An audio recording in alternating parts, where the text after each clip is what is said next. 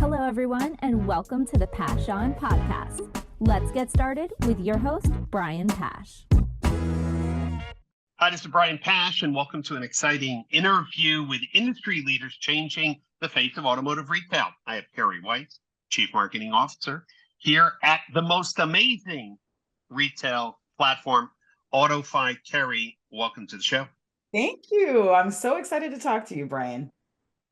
Well, one thing I love about your company is the impression that dealers get when they see how much time you invest in getting the process right. I'm thinking of the Hello Auto Group and Carl Schmidt, how they really leaned into AutoFi. I was there at the beginning when Carl was shopping for a DR/showroom experience. At that time, you didn't have a showroom experience.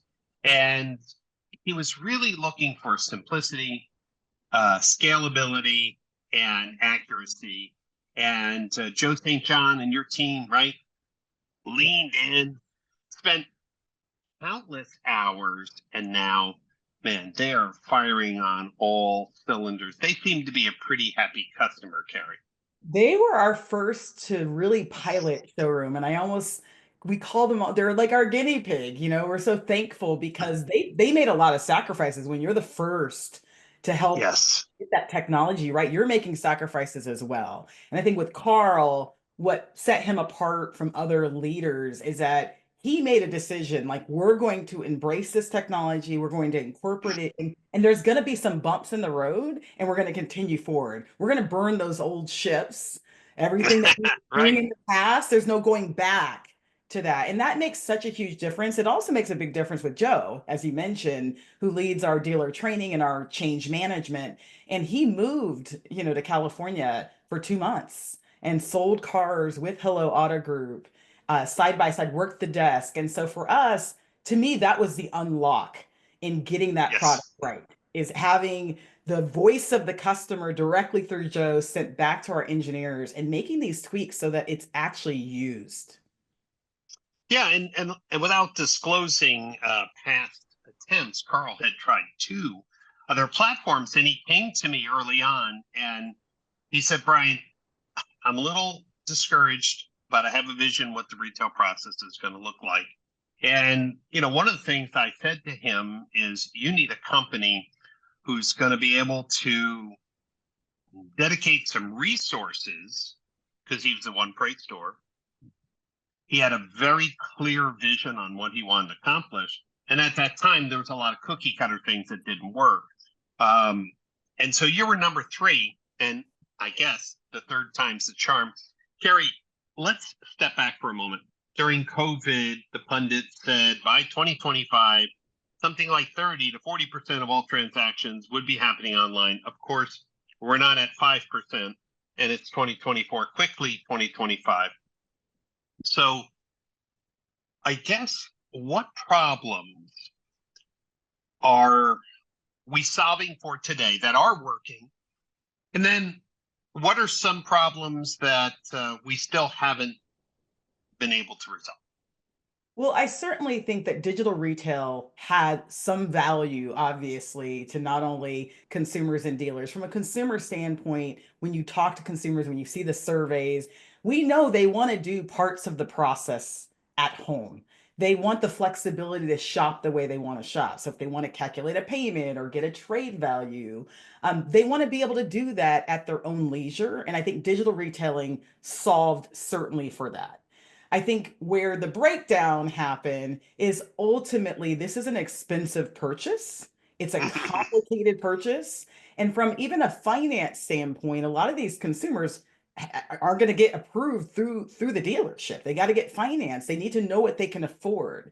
And I feel like most digital retailing has not actually solved for that gap in terms of finance. What can I afford? Can I get approved? And so ultimately, I'm going to go into the showroom. I have to go into the showroom. I have to interact. And that transition has always been the big breakdown, I think, is what happens from digital retailing into the showroom. And in part because the mentality of our industry has always thought of digital retailing as not a transactional tool, but more of another lead. Yeah, a super lead. A super lead. So out of all the DR platforms, I would say that any dealer who wanted to see Hello Auto Group, that would be one example of somebody who got it right. Now, let's step back. Carl is a one-price store. Yes. He's surrounded by sharks who do bait and switch, but he still pushed forward. There are dealers who say, Kerri, I get what you're trying to accomplish. And look, AutoFi can do an accurate trade, an accurate payment, if the consumer wants to provide some information. But I have competitors who are advertising cars, under their cost because they're going to hammer them in F&I. So your tool is always going to show that I'm more expensive. I'm going to lose that customer. And I think for some dealers, this is their big right. If I disclose the full price and my competition is just making up crazy numbers, I'm always going to lose. What would you tell a dealer who's listening in saying, I wish I could get my team more bought in, but everyone's afraid of showing our, like out the door monthly payment with fees and F&I, but no one else is doing it, so I look too expensive. I think oftentimes we're not looking at the big picture of what we're losing by not giving this information, by not engaging this customer, by sending them down this rabbit hole on our site where they click on some CTA and it says, someone will get back to you soon. We're losing more customers. If we really had a measurement of how many customers run into dead ends on our website or dead ends when they're talking to our people on the phone and leave and go buy somewhere else, or they don't know what they can afford and we don't give them the tools to be able to pre-qualify or get approved. And what do? I go to my bank. I go to my bank to figure that out. I actually, to answer your question, I think we lose exponentially more customers by withholding information, by putting dead ends to our website and our experience than ever we lose by giving information up. I mean, the reality is customers are going to shop, but if I'm on your website, I'm further down the funnel than most. I've worked at third-party websites in my career, and yes, right, if someone makes it to a dealer's website, they're more, I would say they're more serious than the shopper that's on a research site or the shopper that's still trying to figure out what car they want. So I think we need to not worry about the fear of loss and think more about how do I stand out in this sea of sharks who are all wanting to withhold information? How do I stand out? How do I hook that right. customer so that they continue on through my website? How do I hook them so that they don't leave my showroom? And I would say what we have seen is it's a win-win. Giving information, engaging the customer, giving them choices actually has resulted in them not shopping, them not going elsewhere, and they've actually spent more money too. Well, I would say that I love your response, and I believe that. It takes a commitment, though, right? Mm-hmm. A consistent commitment. I think it takes a strong leader. So I think digital retailing, connected, as my brother Glenn talks about, that connected marketing to sales experience, advertising your offer, demonstrating it's available on the website, remembering your commitments when they come into the showroom and delivering on that, right? This idea of connected marketing. Well, it takes a strong leader to get everyone singing off the same playbook. Let me ask you another question, because you've been in, the firing lines, in the front lines, on stage asking questions. One of the other issues is with a complete platform online and in the showroom, which you have available now. You have some folks that, I love my desking tool. It's like a sacred, cow. Or, hey, I love our menuing system. It's so magical. How do you get somebody who's very territorial? Yeah, you can put whatever you want on the website. When Yep. someone comes in, I don't really buy into that everything has to look the same. Our method has proven to work. How do you deal with those very strong personalities? I've seen them Yep. who want to hold on to what I would say old tech. So, when we think about the showroom, while we have a connected platform, digital retailing, website to showroom, we really think about the showroom as it can be a standalone platform. In other words, you can work it with any customer that's coming in, whether they were on your website or not, right? Because that mentality has to be there that this is the platform, this is the way in which we're going to present numbers through this platform. And so for us, what has enabled us to get dealers to move away from their desking, one is to be integrated with the systems. In some ways, we are a third system. There's the CRM, and you have your customers in that CRM, you're pushing them into AutoFi, you're working the deal, you're getting them approved, you're presenting F&I products if that's what you'd want. And then we integrate with most major DMSs and you're pushing them back into the DMS. We integrate with Dealer Track and Route One. And the way that we also position ourselves is that most desking solutions are pretty antiquated. Is I'm going to get like killed by saying that, but I think most technology, and at least the long-standing desking solutions, are antiquated and not actually solving for some of the major problems that still persist. Let me give you a couple examples. One, the bottleneck at the desk, right, and the back and forth that still has to happen.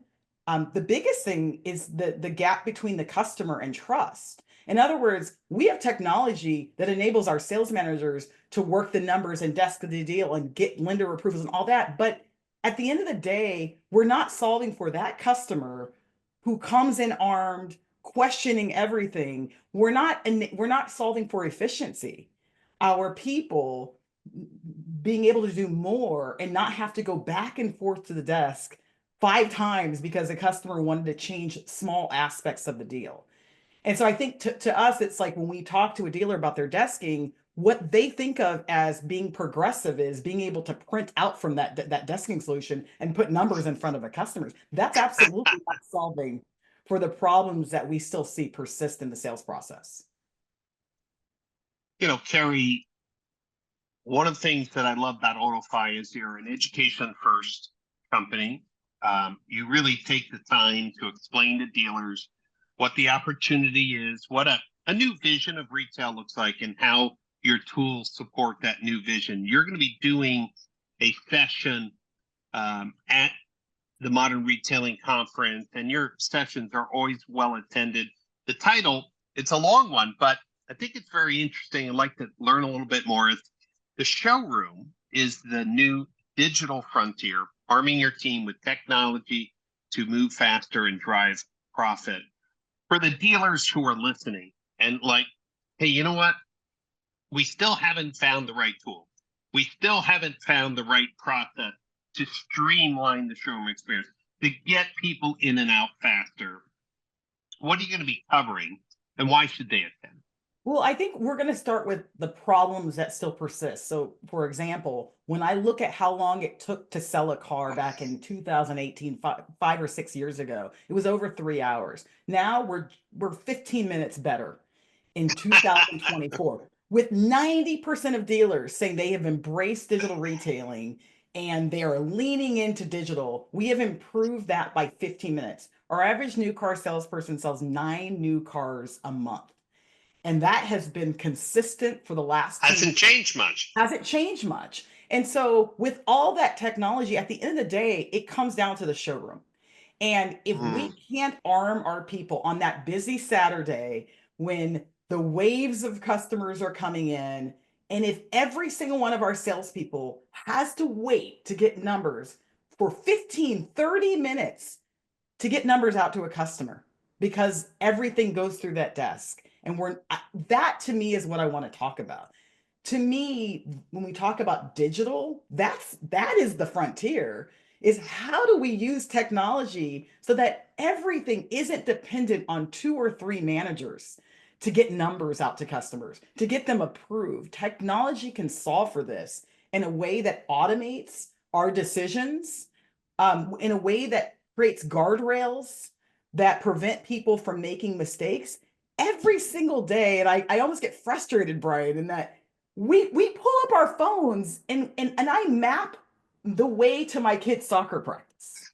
Right. Why? Do I know how to drive? Yes. Am I an expert on the route? Yes. But I use Google Maps because it knows in real time when there's accidents and things like that. And so I use that as the analogy of our opportunity in the showroom, that we can actually empower a Greenpeace salesperson to present a number faster with technology, with guardrails that don't let them discount the vehicle. Yep.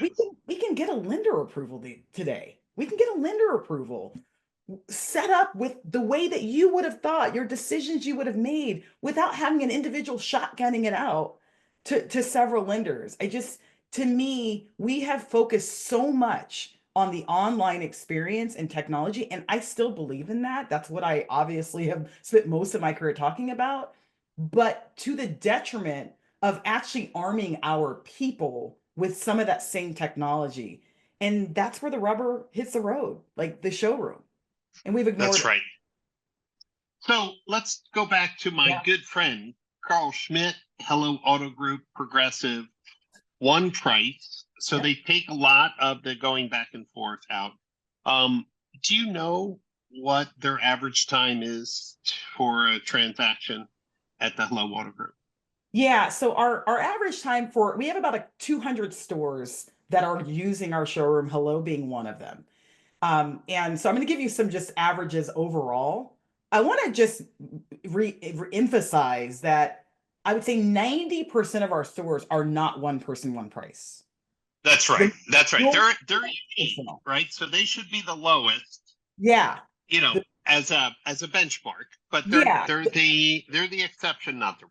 Yeah, most of them. And I say that because a lot of times when dealers hear about this kind of technology or process, they go, oh, that's one person, one price. No way. No way Right. do I ever want to do that. And a lot of times our traditional stores see this as, how do we get numbers out faster? How do we get more credit apps and approvals so that we can get them in F&I and they feel good and they spend more money with our F&I?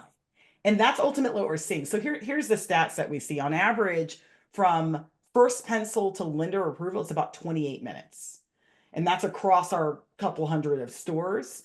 And so if you think about it, that's negotiation and finance. That's usually probably at least 3 times longer when you talk about the back.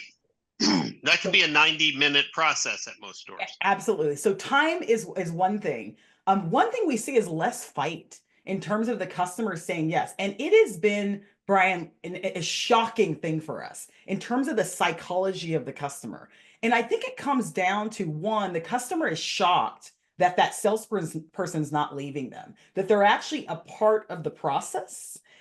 And we give them choices. And so what I think is really important, and I'm going to talk about in my session, is a lot of times in the car business, we don't give a lot of choices. And we know that when a consumer has choices, their chances of buying are higher. If you look across studies outside of automotive. And so we do a lot of, here's the price, yes or no. Here's what we got you approved for, yes or no. And what we're finding is, by empowering the customer to be involved in choosing their term, choosing their down payment, to get 3 choices in terms of a lender approval. Right. They might come in saying, I will not do more than 10% interest. And because they have 3 choices that are above 10%, they choose the lowest one.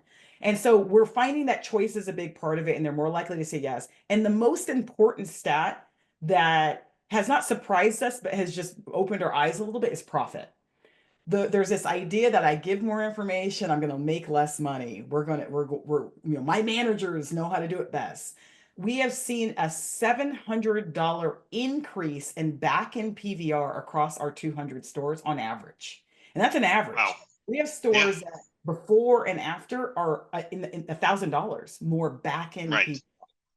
And so for us, there's a correlation. Involving the customer and with some guardrails for that salesperson have actually led to better outcomes in terms of profit.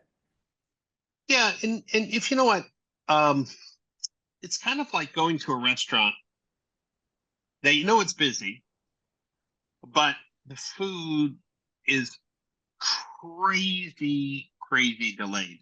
By the time they say, hey, do you want any dessert or, after dinner drinks, you're like, no, I'm just getting out of here as quick as possible. And I think that's what happens. Regardless of how good someone's F&I skills, people get so spun out that it took them so long, to transact. By the time they get in the F&I office, they are ready they're angry, they're frustrated, they're late to an appointment. And a lot of that is psychologically impacting their willingness to spend more because you didn't give them a good feeling from what they agreed to, at the beginning. Yeah. I look at, I just bought a car and I did it completely over the phone.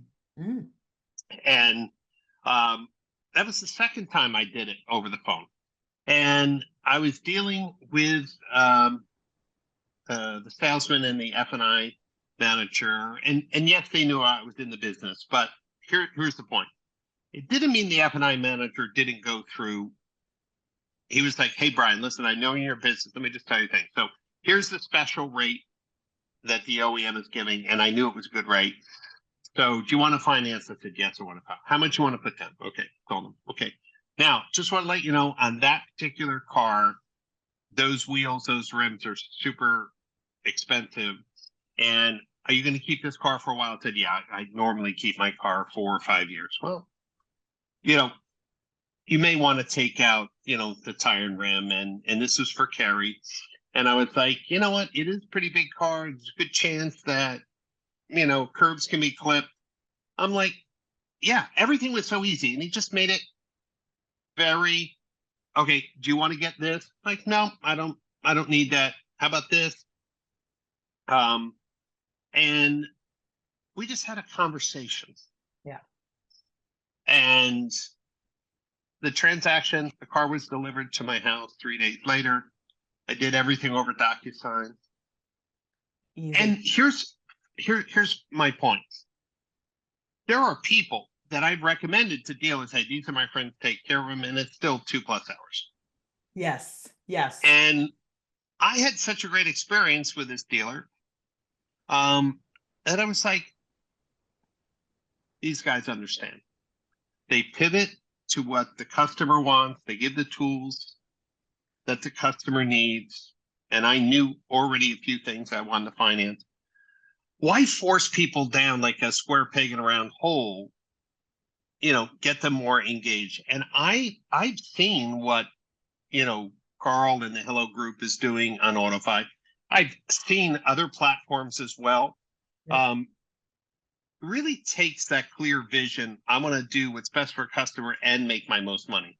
And that's 100%. The piece I think that dealers miss. They think that the system is an expense and not a profit center. But your research is saying improve the process, improve the profit, improve the customer experience. Now, give me your reason why you don't want to change. Yep. Yeah, and I think what we try to do is we try to angle it. Yes, customer satisfaction matters. You want to make the customer feel good, but we also try to angle it from your sales team standpoint. The reality is that most salespeople aren't looking forward to talking numbers and going out there with the grind. The reality is, and what we've learned from Hello is there's this new generation. And Hello, if you look at Hello, they have a lot of Gen Zers. They have a lot of young people who have never sold cars before. Hairstylists, Amazon warehouse workers who are selling 28 cars, 40 cars a month. And the reason why is partially because the environment Hello has, but also what we find is that the technology actually makes these green peas more confident. It adds consistency in the way that their process is. And so I always say in the car business, in some ways, we're arming these young green pea, new generation, COVID generation, never learned how to sell cars, right? We're arming them with outdated tools to go to war in the negotiation. We're saying, hey, take this piece of paper and go out and sell that grumpy customer who's bought 7 cars and you've been selling cars for 1 year. And go out and convince them to take these numbers. And what we often find is the screen. People believe a screen in some ways more than a person. Yeah. And we, Well, right. I think it's also the same screen with the same numbers, with the same Yes. graphics that they see online is in the Sure. store, right? I think there's a trust factor. I know, listen, some people say, hey, Brian, you've never sold cars. Mhm. Here's what I do know. If and I've said, and it's not always the case where a dealer would allow me, to sell cars. I think, it's a little disruptive. I'd be a great car seller. But Right. if I had to do it, I would want to work at an environment like Hello because Yes. I multitask and I don't want to deal with paper and I don't want to deal with back and forth. And when I've talked to, like, I was at Walzer a few months back and they have a dude that's doing 70 cars a month Right.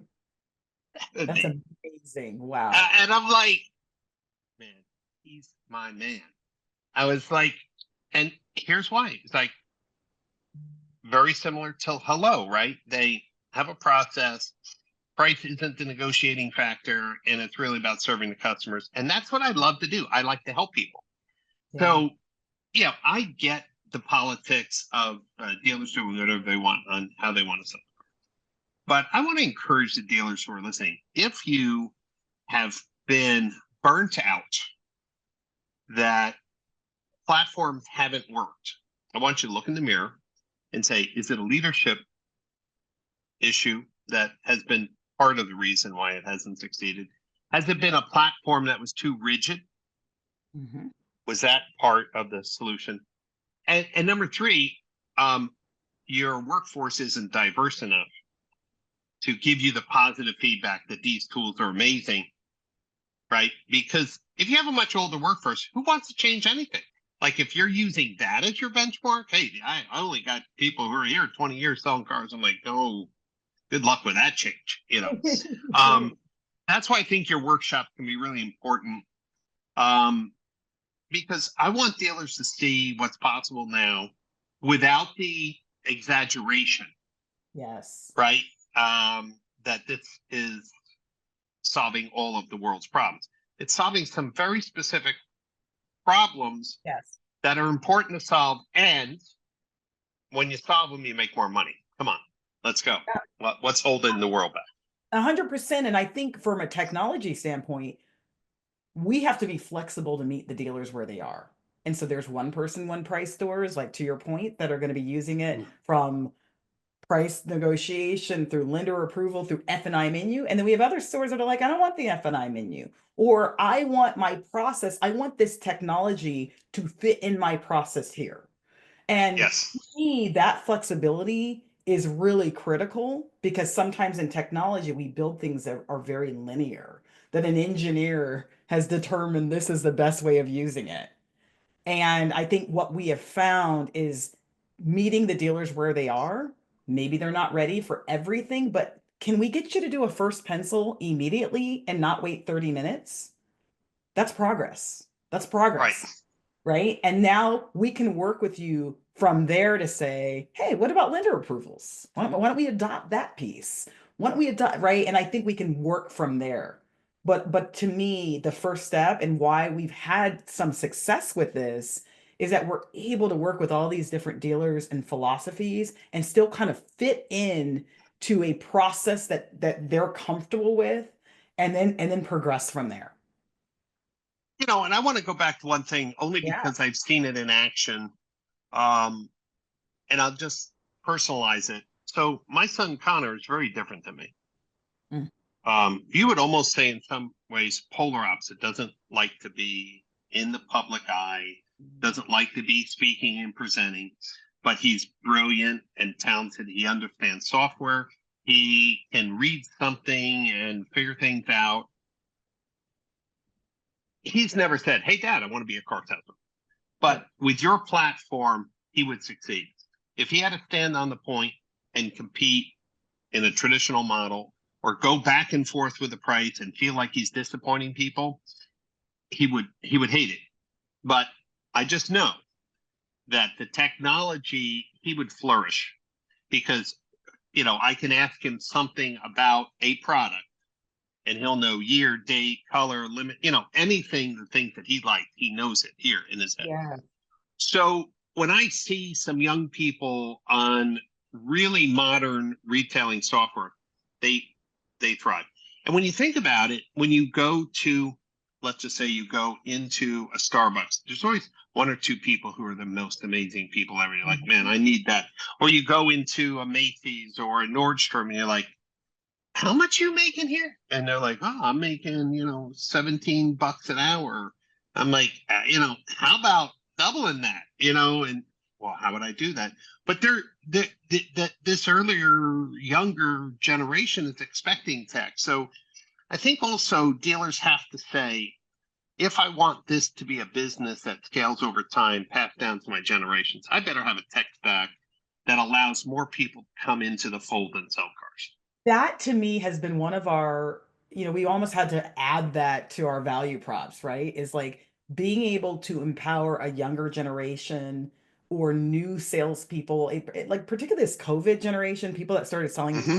during COVID, they don't know now they're really feeling the pain of like, whoa, I thought I was killing it in 2020. This is the Yep. real car business, right? And I think you're absolutely right. Like I said, we've seen it at Hello, where it's like you got hairstylists and Amazon warehouse workers. And Joe was in the store. It was a while ago, about 6 months ago, but he took a picture of their board, and seeing all these like Gen Zers selling 28 Yep. cars. It's insane. And in their F&I products, because they sell F&I products. You have this Oh young yeah. person selling F&I products like a seasoned Yeah. veteran. And so I think you're absolutely right. It's a huge value. It also, what we've learned from some of these dealers is that their turnover rate is lower, because a lot of Sure. times the salespeople really enjoy their job. They like their job. They don't feel like this villain in some Yep. ways. And so yes, it's a huge value of attracting a different type of salesperson and empowering everyone to kind of sell cars in a consistent way. Well, for the dealers who are listening in, I hope you understand. We're talking to somebody who's not only been automotive for many years, but is really passionate about helping dealers solve for specific problems that their platform addresses. And more importantly, the conference is all about modern retailing. So if you didn't like Gen 1 or Gen 2 of digital retailing tools that didn't have a connected showroom experience, you really should look into this. Come out to the conference. Why? You're going to see the different platforms that are available and learn which one fits into your culture. You're going to be learning about how to better manage your customer data and how to activate your customer data and to do more with your people through technology. That's the overall theme at the Modern Retailing Conference. And we sell out the conference every year. So I'm not hard selling. Just going to tell the dealers, please get your tickets booked. The hotel is beautiful. We're at the O Hotel and Spa in Palm Beach, Florida. And Kerri, it has to be one of your favorite hotels because you and I don't need to be in Vegas or some sloppy hotel that sometimes conferences are hosted in. What do you Huge. like about the Modern Retail Conference? Well, I mean, I think for me, it's about being surrounded by leaders who are progressive, who are willing to try new things. I always say in this business, I have been in this business for 25 years. And throughout the years, I've heard so many, this won't work, this won't work, this won't work, and it works, right? And that's not the type of people that are at your conference. These are people That's right. Now, these are the that people learn. who are challenging the status quo. Yes. This And can't, sharing. I mean, that's the key. The yes. networking and the knowledge exchange is amazing. So for dealers, go to modernretailingconference.com. Tickets are extremely affordable. We have a great room block, which will be expiring soon. So get your tickets and hotel locked in now, especially if you're looking for what is the new tech? Where can I save money and make more money? These are some of the current conversations. Economic conditions are a little challenging.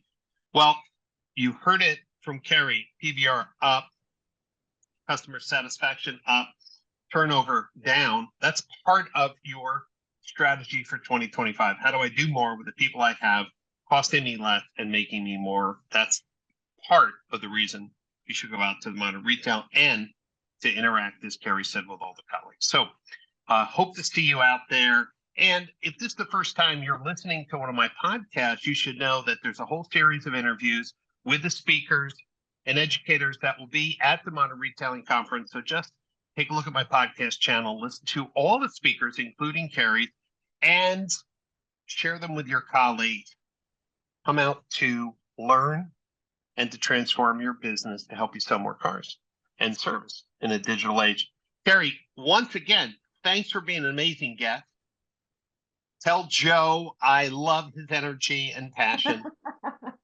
And hey, listen, all the best between now and then, and I will see you shortly in Palm Beach at the Modern Retailing Conference. See you there. Thanks, everyone, for listening in. Take care.